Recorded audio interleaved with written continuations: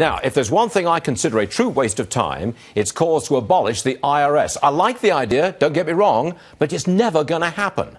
Yet here we are, talking about it with one of our most valued guests, Grover Norquist, whose new book is called End the IRS Before It Ends Us. All right, Grover, show yourself on camera. You're wasting your energy, your amount of intense energy, and you're calling for something which will never, ever happen. And you know it, don't you? Two things. One, that's the title of the book, and it's a history. It's a 300-page book out on the 7th of April, just in time for tax day. It goes through the history of how we went from being a country that paid 1 or 2% of its income in taxes in 1774, before the American Revolution, to one where we're paying over 30% in taxes, state, federal, and local. And then it lists about a dozen different approaches, all to bring the IRS and the income tax down towards zero.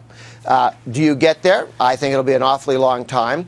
But among the strategies are what we're doing at the state level. We've called for... I just don't see you getting there. I mean, I can see tax reform, lower tax rates, do something like Ronald Reagan did and set the world on fire, set the economy on fire. I can see that. But getting all the way down to zero, where you don't collect tax money on income, I'm sorry, Grover, I just can't see that ever happening. Well, we had 100 years of American history, more than 100 years of American history, without an income tax. People in New York or California would tell you that about their state income taxes, can't live without them.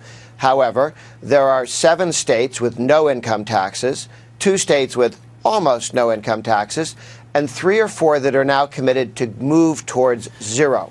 So let's watch those states and see how they do. No, societies don't That's go forward. backwards. That's forwards.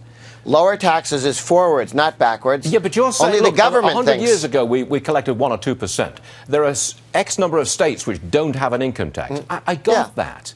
But how are you going to... You just cannot reverse the history of the last 100 years. I just don't see that it's reversible. Well, look at what's happening right now. North Carolina has begun to phase out its corporate and individual tax. So the corporate tax will be down to 3% in a couple of years. Maine has announced their goal is a constitutional amendment to phase out to zero. In the state of Kansas, it's already law that the income tax will phase out over time. In Arkansas, they're cutting the income tax. In Missouri, they just cut the income tax.